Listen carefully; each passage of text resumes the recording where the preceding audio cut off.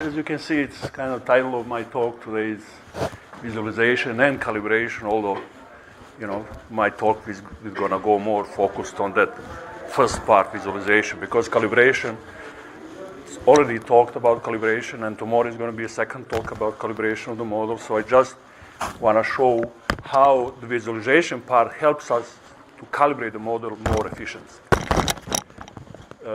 So why is visualization important? So there are some, nice people, smart people can have definition of visualization, but I want to kind of focus on those three main items. So again, he told us groundwater and everything underground is very hard to comprehend, and so the important visualization really helps to interpret the model, to see the model, kind of something that you can apprehend very quickly and visually. And definitely could help if you see the stuff in 3D and everything. It can help to identify some kind of conceptual problems. If the layer thickness is not right and everything, there is no better way to using and seeing the models in 3D. Speaking to the mic so everyone can hear you. Okay. So the second part is how can visualization help us to be more efficient? And that's the kind of also important stuff.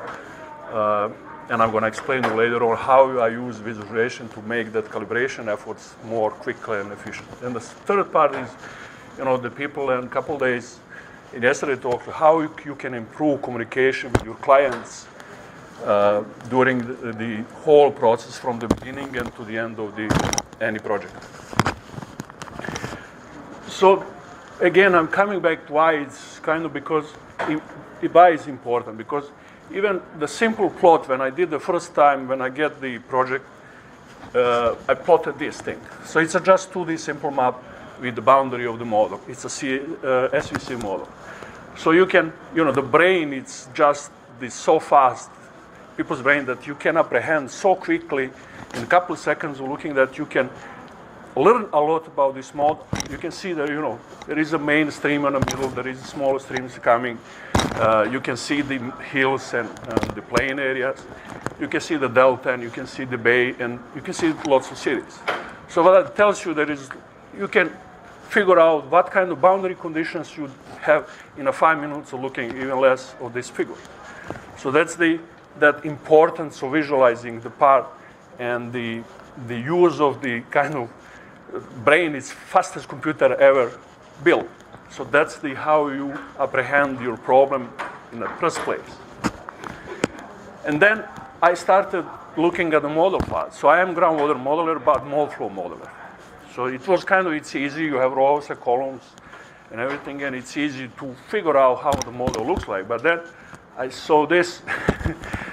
These are input files from IWFM, and it's perfectly commented. It's the best commented files it's ever. But still, each of these files has 200,000 lines. There is no way that you can even find something quickly just looking at those files. So we have to find something that converts this to this. So I use the GroundWater desktop. And GroundWater desktop I developed that in 2013.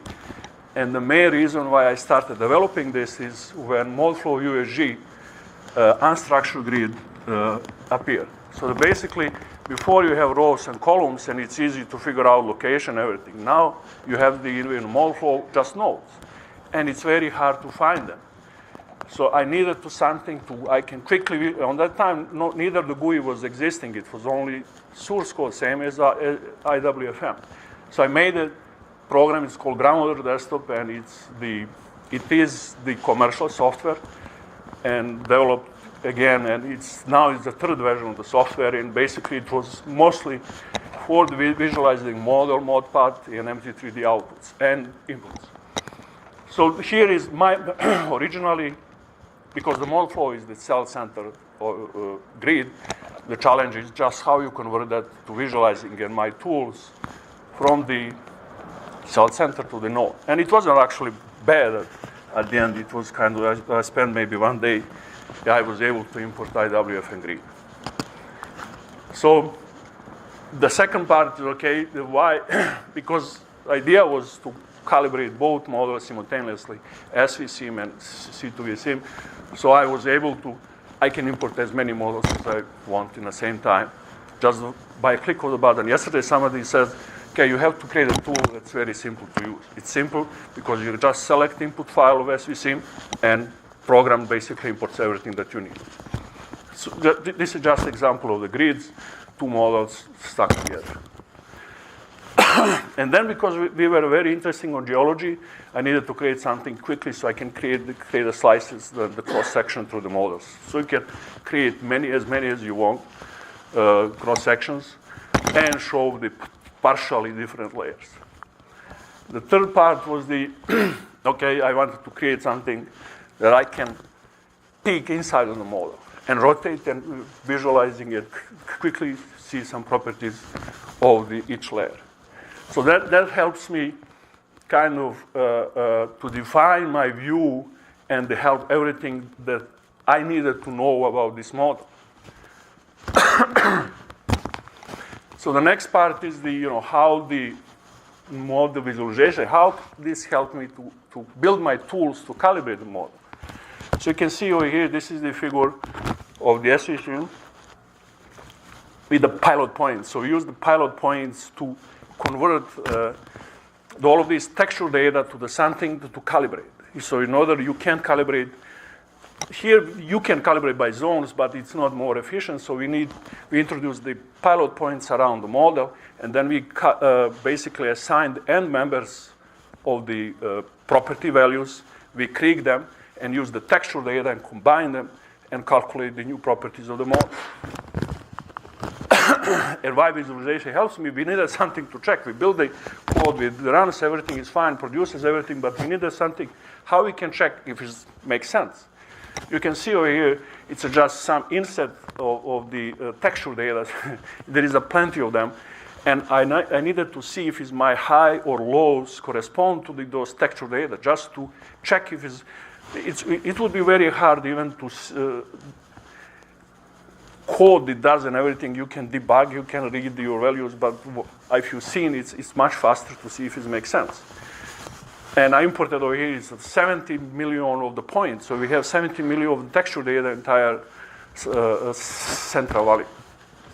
So that's my second task, just to, so build a tool, how we can convert everything to something that PEST is going to use to run quickly iterations.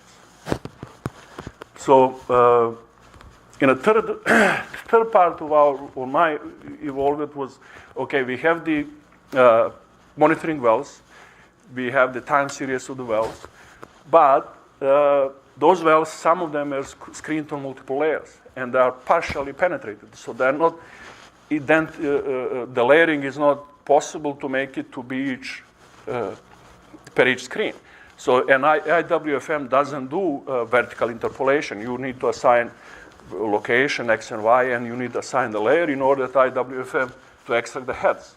So I needed something to calculate what would be representative the head per each for all of these layers in order to compare something which is measured. So to provide the PEST to know where is the good fit or not. So I built a tool and everything, but I needed something to check how I'm doing. Is that well really correspond to those two layers? What is the penetrated thickness in each layer, and to compare to my values in the code? So that's the third part. That's really to visualize quickly. I was able to import those monitoring wells as the tubes and sets at the top and the bottom of the screen, and compare to our numbers. Okay, so the third part, it's efficiency. So that's a couple of weeks ago, my president asked me, what's your time schedule, how much time you have? And he says, for this project, use 50% of your time. For that one, 50%, of the third one, 50%. I was thinking something is not right. I mean, how can you? So what that means, he tells me, you have to find more efficiency to squeeze that 150 to 100%.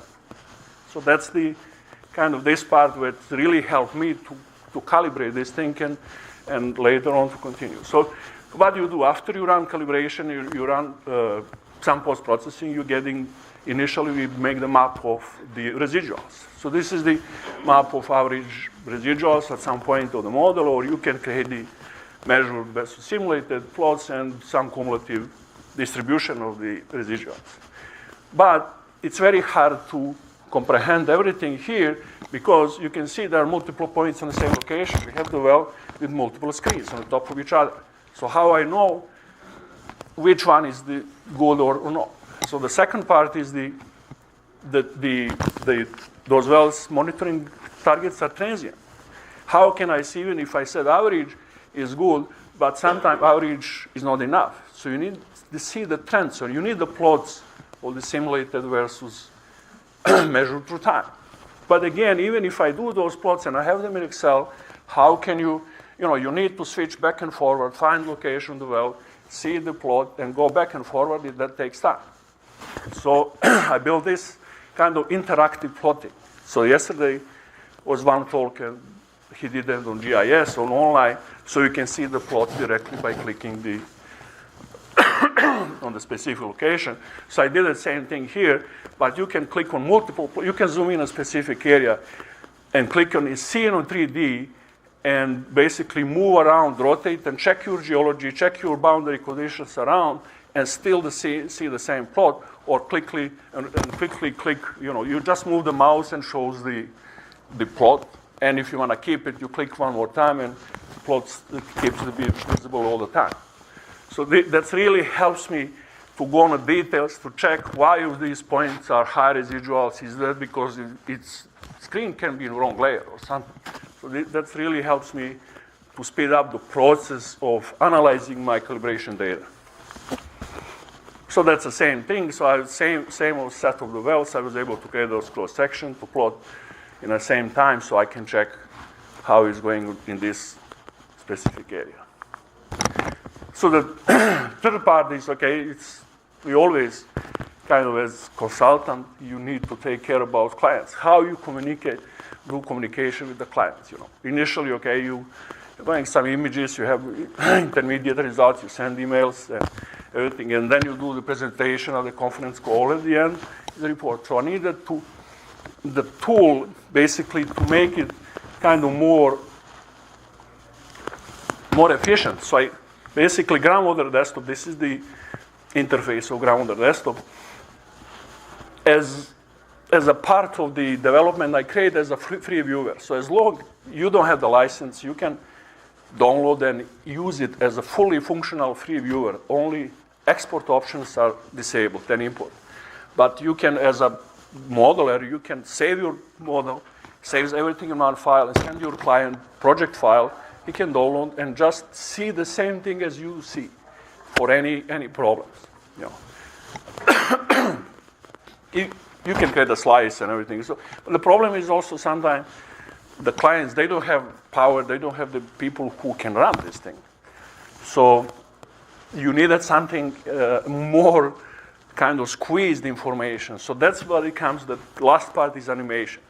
So many clients lately, they're asking me to create animation because they want to connect to the public. They want to post something on the website to animate the feature that really they're interested in. So animation is the best part. So I created just one animation at the end about how all the features in GroundWater desktop related to the IWFM.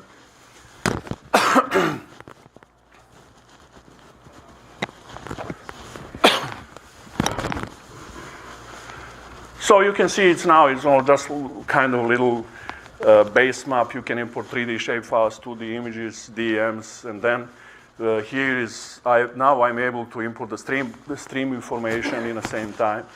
So you can change the properties of the coloring scheme based on the conductivity, horizontal, vertical, storage, specific yield, and the layering information. When you move the cursor on top of these, any of these elements, it's going to show all of this information automatically. This is just kind of fancy thing to look into, explain the client, okay, this is how we did the modeling, that's the area, and then you can, rotate immediately and show that third dimension of the model. And then over here, I'm cutting through the model but at the same time, I'm going and hiding layer by layer. So you can see the structure kind of comparing to the outside and the bottom of each layer. Keeping the same properties. You can change the properties, even each of these individually.